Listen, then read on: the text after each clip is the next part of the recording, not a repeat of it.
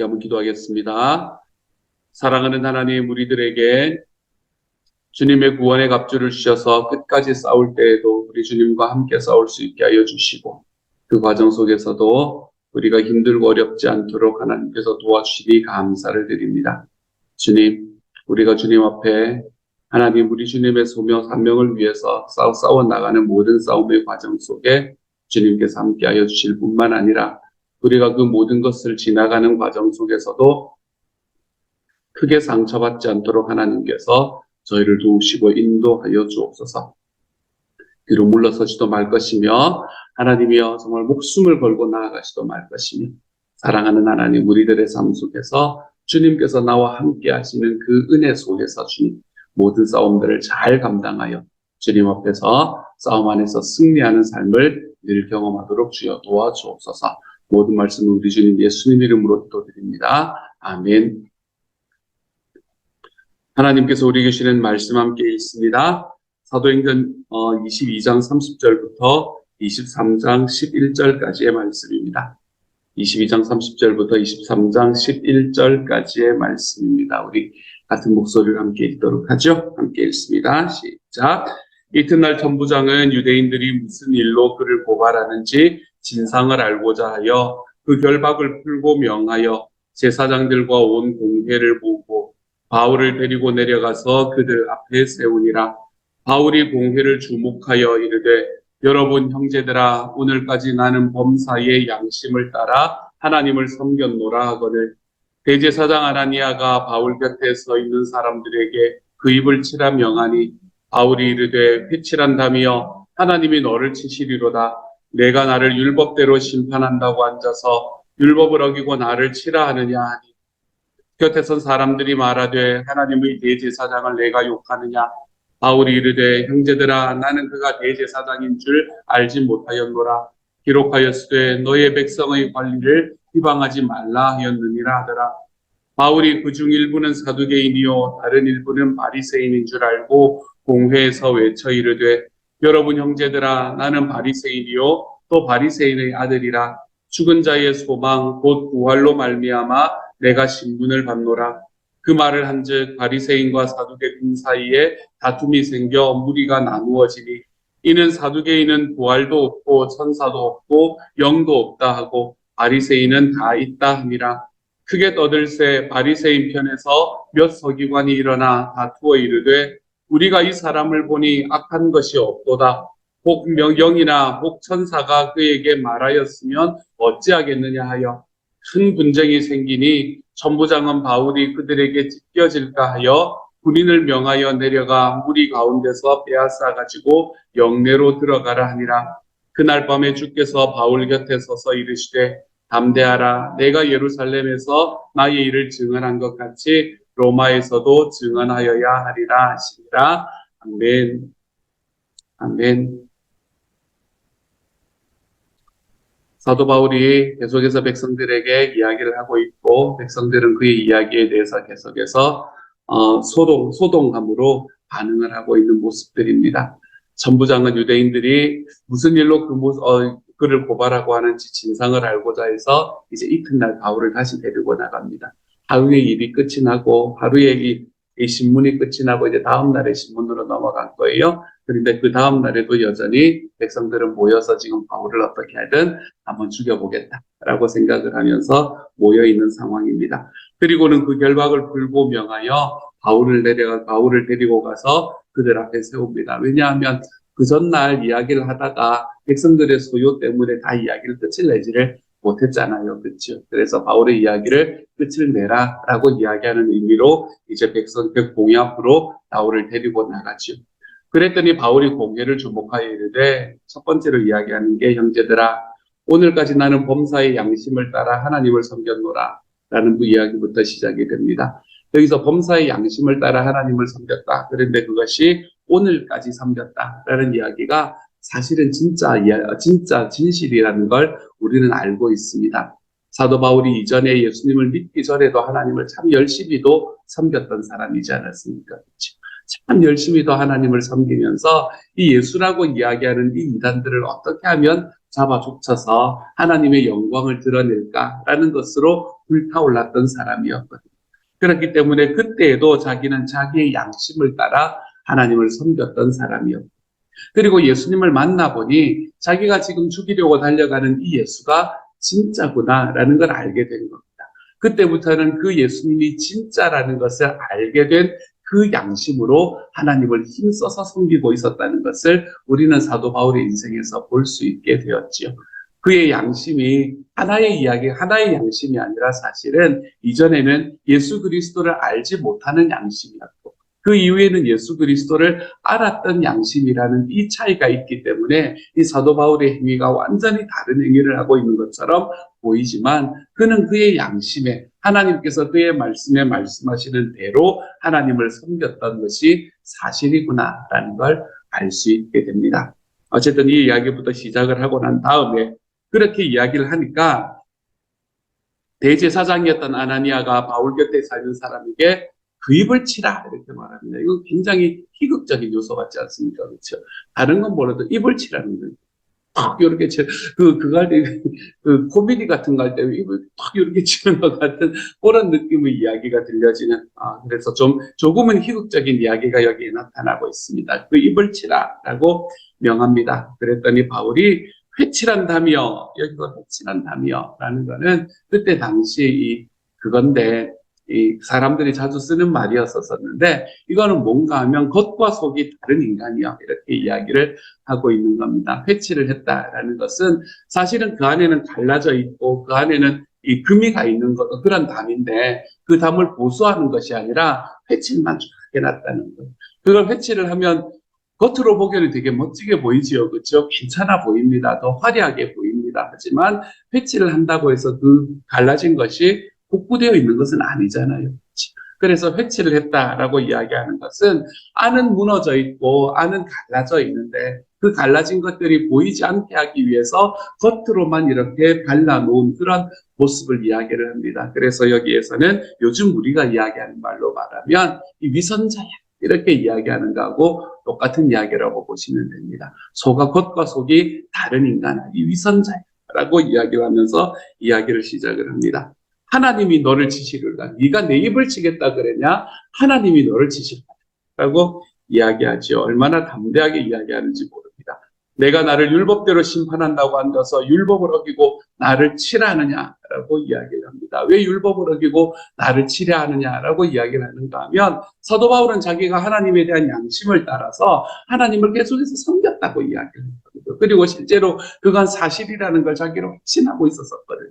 자기의 양심을 따라서 하나님을 계속해서 섬겼던 사람을 친다라고 이야기하는 것은 율법이 반대가 되는 이야기다. 하나님께서 하나님의 말씀을 쫓아서 살아왔던 사람에게는 하나님께서는 복을 주신다라고 이야기를 하지, 그 사람을 치라고 이야기하는 것이 아니다. 그러니까 너가 하는 이야기는 지금 율법과 반대되는 이야기다 라고 이야기를 하죠. 얼마나 크게 화를 냈는지 사람들이 굉장히 놀랄 정도로 화를 내었나 봅니다. 이렇게 사람이 굉장히 놀랄 정도로 화를 내니까 그 곁에 있는 사람들이 그 사람이 하나님의 대제사장인 줄 내가 알지 못하느냐, 그리고 욕하느냐 라고 이야기합니다. 그랬더니 또 그것에 대해서 설명을 합니다. 이 긴박한 와중에 이런 설명들 하나하나가 다 나타나는 게 굉장히 좀 희극적으로 보이는 그런 말씀입니다. 바울이 이르되 형제들아, 나는 그가 대제사장인 줄 알지 못했다.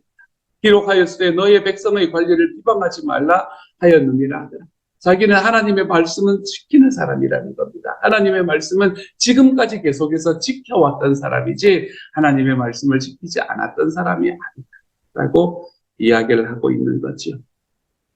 일단 이 앞부분의 말씀을 바라보면 사도 바울이 사도 바울의 삶 속에서 그가, 제가 생명의 삶할 때 이야기를 하는 부분이기도 하지만, 그가 평생에 그가 다루고 있었던 한 가지의 문제점을 우리는 발견할 수 있습니다. 사도 바울은 이 바나바하고 싸울 때부터 시작을 해서 우리가 대충 보아서 알고 있는 거긴 하지만 굉장히 다혈질적인 사람이었습니다. 사도 바울은 너무나 다혈질적인 사람이었고 자기 주변에 있는 사람들에게 자기가 정말 믿고 자기 이제 아래쪽에서 자기를 또 쫓아오는 사람들에게는 굉장히 좋은 사람이기는 했었지만 자기의 권위에 있어서 굉장히 쉽지 않은 사람이었던 것 같습니다. 그래서 여러분 바나바라는 사람이 바울에게는 얼마나 큰 인생의 멘토였겠습니까? 그 큰 인생의 멘토가 정말 그 마가 요한이라는 그 한 사람을 데리고 가냐 데리고 가지 않느냐라는 그 이야기 때문에 대판 싸우고 내가 그렇게 이야기하지는 않겠지만 느낌상으로는 내가 당신이랑 다시 선교 여행을 떠나면 내가 성을 간다 막 이러면서 이제 갈라져 버렸던 그런 것들을 우리가 바라볼 수도 있지 않습니까? 사도 바울이라는 사람은 우리 갈라디아서의 말씀을 보면 이제 예루살렘 교회에 갔을 때에 그 예루살렘 교회에 예루살렘 교회에 있는 큰 지도자였던 베드로가 이방인들과 함께 음식을 먹다가 유대인들 그리스도인들이 온다라는 이야기를 듣고 그 자리를 피하려고 하니까 베드로에게 그 자리에서 대놓고 이야기를 했던 사람이었습니다. 당신이 어떻게 이럴 수가 있느냐라고 이야기를 했던 사람이었습니다. 사도 바울의 마음속에는 이 열정이 너무나 가득했기 때문에 그 주변에 있는 사람들과의 관계 안에서 어떤 리더십, 그거를 이 지도력을 다룬다라는 게 쉽지 않은 사람이었던 것 같아요. 그리고 그것은 사도 바울의 평생에 그의 삶 속에 고쳐야 되는 한 가지의 이 문제와 같은 그런 사람이 바로 사도 바울이었던 것 같습니다. 근데 오늘의 말씀을 보면 사도 바울의 인생의 말년이잖아요. 그렇죠? 근데 말년까지 이르러도 그게 잘 안 고쳐지고 있는 거예요. 오늘 말씀을 보면 그 사람이 대제사장인지 아닌지 모르고 막 그냥 들이받고 보는 느낌이 되게 강하잖아요. 그렇죠? 오늘의 말씀을 보면 사도 바울의 삶이 이런 문제들이 고쳐지지 않고 있는 것을 보게 됩니다. 여러분, 예수 그리스도를 믿고 예수님을 영접하고 주님의 제자가 된다고 하더라도 우리의 삶의 모든 것이 다 천사처럼 바뀌는 것은 아닙니다. 여러분. 우리의 삶의 모든 것은 다 천사처럼 바뀌는 것이 아니지요. 하나님께서는 우리가 가지고 있는 것 중에서 하나님 앞에 사용될 만한 것들은 맥시마이저해서 우리를 사용해 주시고, 그리고 우리가 하나님 앞에서 좀 아쉽다라고 생각되는 부분들은 하나님은 안아주시면서 그것을 품어주시면서 우리를 이끌고 가십니다. 그리고 우리의 평생에 그것들을 다듬어가 주시지요.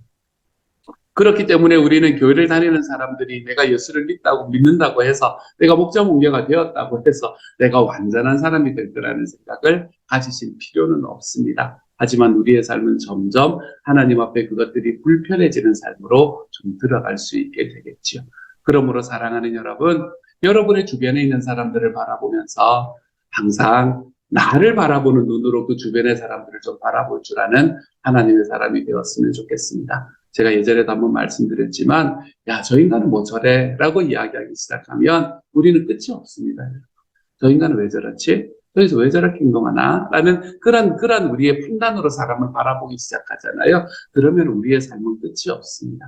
우리의 삶 속에서 누군가에게 나아갈 때에 우리는 항상 그 사람이 가지고 있는 9가지의 단점이 보인다고 하더라고요. 그 사람의 한 가지의 장점이 우리의 눈에 보일 때에 그렇기 때문에 나는 저 사람과 함께 동역할 수 있고 우리는 함께 마음을 나눌 수 있다라는 마음으로 나아갈 수 있게 되게 되면 우리는 하나님께서 우리에게 말씀하시는 그 아름다운 관계 안으로 들어갈 수 있게 되는 것 같아요. 사도 바울이 평생 동안 소망했지만 그의 삶 속에서는 사실은 가지지 못했던 이 사람들과의 원만한 관계, 하나님 안에서 함께 사역하면서 자기를 쫓아오는 사람들에게는 너무나 잘하는 사람이었지만 자기와 되게 같은 이 사도의 자리에 있거나 아니면 자기 위에 있는 사람에게는 정말로 쉽지 않았던 사도 바울의 이 모습이 우리에게 따르지 않아야 될 본입이어서 하나님 앞에서 우리는 우리의 삶에 있는 관계 속에서 이미 하나님과 나와의 삶이 좀 더 분명하게 드러나 볼 줄 아는 하나님의 사람이 되었으면 좋겠습니다. 이해해 주십시다, 여러분. 내 옆에 있는 사람들을 좀 더 이해해주고 나와 함께 있는 사람들을 좀 더 품어주고 아픈 그 사람이 가지고 있는 단점들은 좀 품어주고 장점들은 칭찬해주고 우리가 우리 주변에 있는 사람들과의 관계를 좀 해나갈 수 있는 우리의 감정과 관계에 있어서도 우리가 하나님의 제자가 되어가 볼 수 있는 하나님의 사람들이 되어가시기를 우리 주님의 이름으로 축복합니다. 이렇게 사도 바울이 자기가 가지고 있는 단점들, 자기의 삶의 문제점들을 우리들에게 드러내기는 했었지만 그럼에도 불구하고 우리가 이 모습을 보면 사도 바울의 당당함과 담대함을 보이지요. 그렇죠? 절대로 쫄지 않지 않습니까? 그렇죠? 절대로 두려워하지 않습니다. 사도 바울이 가지고 있는 것은 얼마나 큰 장점인지 모릅니다. 두려워하지 않는 이 사도 바울의 모습을 우리는 여기에서 볼 수 있게 되죠.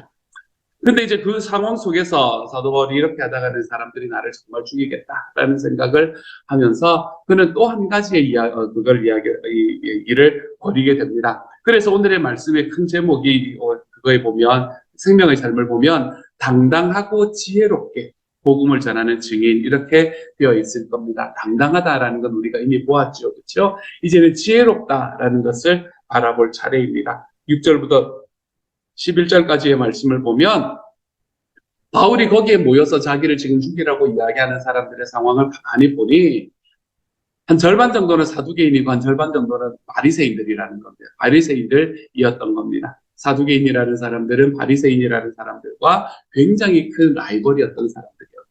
이 둘 사이에는 절대로 건널 수 없을 것 같은 강이 존재하고 있던 그런 존재들이 바로 이 사두개인과 바리새인들이었습니다. 특별히 사두개인들이 믿지 않는 것 중에 하나는 뭔가 하면 부활이라는 것은 절대로 믿지 않았습니다. 죽은 자의 부활, 내세 이런 거에 대해서는 믿음이 없었던 사람이 바로 사두개인들이었고 바리새인들은 그것에 대한 믿음이 있는 사람들이었거든요.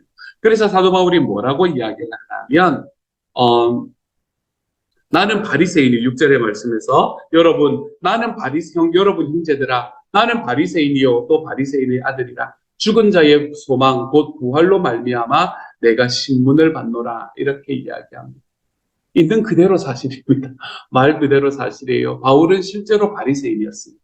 바울은 그가 하기 전에 예수님을 믿기 전에 그는 철두철미한 바리새인이었죠. 그리고 실제로 바울이 지금 고난을 당하고 있는 것도 예수님의 부활 때문에 고난을 당하고 있다는 것도 사실입니다. 부활 자체에 대해서는 그걸 하지만 긍정을 하지만 이 바리새인들도 예수님이 이미 부활했다는 사실에 대해서는 절대로 긍정을 할 수가 없었거든요. 왜냐하면 그들에게는 찾아올 메시아가 다시 있었기 때문에 그렇습니다.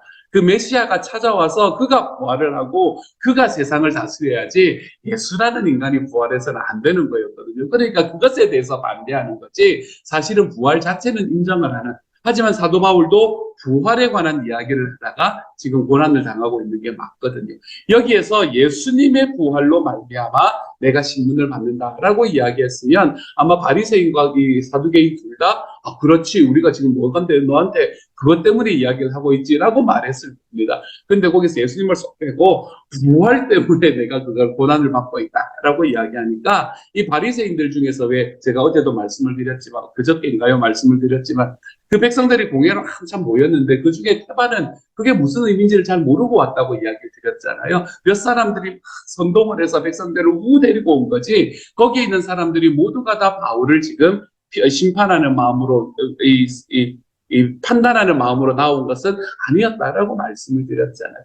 그렇기 때문에 지금 사도 바울이 이렇게 이야기를 하니까 그래? 지금 부활 때문에 그러는 거야? 라고 생각을 하는 사람이 바리새인들 안에서 나오기 시작을 한 겁니다. 그러므로 부활이라는 이 이야기는 또 사두개인과 바리새인들 사이에 이 다투었던 굉장히 중요했던 한 가지의 이 메시지였기 때문에 이 둘 사이에 분란이 일어나기 시작을 합니다. 그래서 원래는 바울을 두고 사람들이 막 이 온 힘을 다해서 달려들어야 되는데 바리새인과 사두개인 사이에 전투가 이 둘 사이에 갈등이 확 일어나는 거예요. 그래서 그 가운데에서 천부장이 보니까 이렇게 싸우다가 바울이 휩쓸려서 죽으면 자기가 문제가 되거든요. 왜냐하면 천부장은 지금 알고 있잖아요. 바울이 어떤 사람이라는 걸. 바울은 로마 시민이라는 걸 알고 있잖아요. 여기서 휘말려서 죽으면 이 사람이 날 때부터 로마 시민인 사람이었는데 휘말려서 죽으면 자기가 큰 문제가 생기는 그런 상황이 되어버리거든요. 그래서 바울을 빼서 영 안으로 데리고 들어갑니다. 그랬더니 그때 예수님께서 나타나셔서 뭐라고 이야기하나 11절의 말씀에서 그날 밤에 주께서 바울 곁에 서서 이르시되 담대하라 내가 예루살렘에서 나의 일을 증언한 것 같이 로마에서도 증언하여야 하리라 하시니라.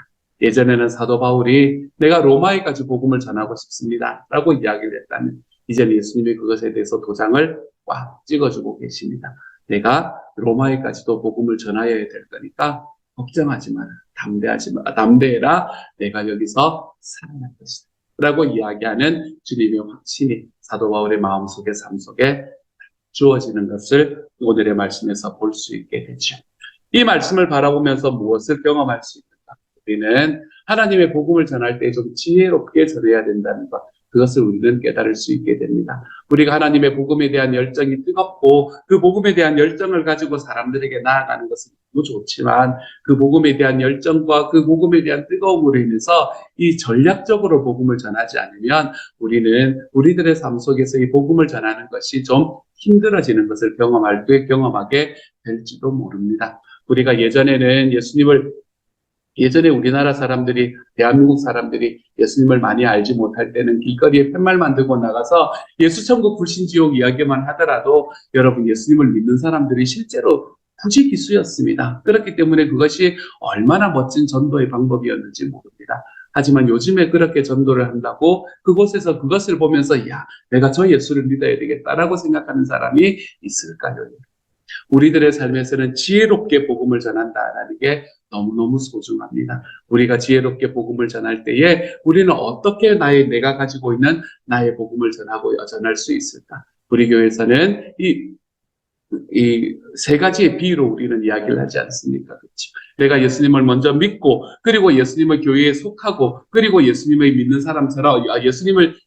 사람처럼 행동하게 된다라고 이야기하는 이 방향에서 우리가 좀 벗어나서 우리는 예수님의 공동체 속에 먼저 속해지고, 그리고 그 안에서 그 사람들이 하는 대로 따라해 보다가 내가 예수님을 믿게 된다라고 이야기하는 이 belong, 그리고 behave, 그리고 belief라는 이 방향으로 우리는 우리의 복음을 전하고 있는 과정에 있는 셈입니다. 우리가 목장으로 오십시오. 목장에 와서 식사 같이 한번 합시다. 그리스도인들이 살아가는 모습이 어떤 건지를 한번 보세요 라고 이야기를 하는 것으로부터 시작하는 겁니다. belong, 그 안에서 함께 사람들이 서로 그게 되고 이 관계가 이어지고, 그리고 그 관계 속에서 사람들이 어떻게 살아가는지를 보고 저 사람들이 교회를 주일날이면 교회를 가네, 교회라는 게 어떤 건가 하고 나도 한번 가보고, 그곳에서 사람들과의 관계 여전히 이어가고, 그러다가 예수님 영접 모임에 들어와서 예수님이 어떤 분인지를 알고, 그리고 그분들 영접하게 되는 believe라는 단계로 나아가는 그런 방법으로 우리는 예수님을 전하고 주님의 사명을 이루어 가보기 위해 힘쓰고 있습니다. 이런 것들이 지혜다라고 이야기를 하는 겁니다. 지금의 시대에 맞는 지혜, 복음도 지혜롭게 전할 수 있어야 된다라는 걸 오늘의 말씀은 우리에게 이야기를 해주네요. 사랑하는 여러분, 우리의 VIP들을 향해서 나아갈 때 우리가 그 VIP들을 향해서 좀 지혜롭게 나아갈 수 있었으면 좋겠습니다. 이 사람에게 지금 필요한 게 무엇인가? 이 사람 지금 어느 단계까지 내가 이야기할 수 있는가라는 것들을 지혜롭게 기도하며 판단하고, 그리고 그 안에서 우리 하나님께서 정말로 필요한 때 필요한 것을 채우시기를 기도하며 내가 거기서 사용받아가며 살아가 볼 수 있는 하나님의 사람, 복음을 전하되 담대하기도 하지만 지혜롭게도 전할 수 있는 하나님의 사람이 되어가는 오늘 하루가 되어가시기를 우리 주님의 이름으로 축복합니다. 함께 한번 기도하도록 하지요. 사랑하는 하나님 감사합니다. 우리에게 주시는 주님의 사랑이 큽니다. 주님, 우리가 주님 앞에서 하나님의 사명을 저희 삶에서 이루어드리는 과정 속에서 저희가 좀 담대할 수 있게 하여 주십시오. 담대하되 하나님의 우리의 삶에 있는 이 약점들이 하나님 안에서 이 시간이 가면서 조금씩 옅어진다는 것을 기억할 수 있도록 하나님 도와주시고, 우리가 주변에 있는 사람들을 바라볼 때 하나님 약점은 안고 약점은 품어주고 장점은 세워주며 하나님 그렇게 관계를 세워가 볼 수 있는 하나님의 사람이 되도록 주여 도와주옵소서. 주님의 복음을 전할 때는 지혜롭게, 사랑하는 하나님 담대할 뿐만 아니라 지혜롭게 하나님의 복음을 전해서 내가 주님의 말씀을 전하는 그 사람이 하나님의 우리 주님을 알 때까지 우리가 힘써서 섬기고 또 마음의 풍복을 가볼 수 있는 하나님의 사람이 될 수 있도록 주여 도와주옵소서. 모든 말씀 우리 주님 예수님 이름으로 기도드립니다. 아멘. 하늘에 계신 우리 아버지의 이름을 거룩하게 하시며 아버지의 나라가 오게 하시며 아버지의 뜻이 하늘에서와 같이 땅에서도 이루어지게 하소서. 오늘 우리에게 일용할 양식을 주시고 우리가 우리에게 잘못한 사람을 용서하여 준 것 같이 우리 죄를 용서하여 주시고 우리를 시험에 빠지지 않게 하시고 악에서 구하소서. 나라와 권능과 영광이 영원히 아버지의 것입니다. 아멘.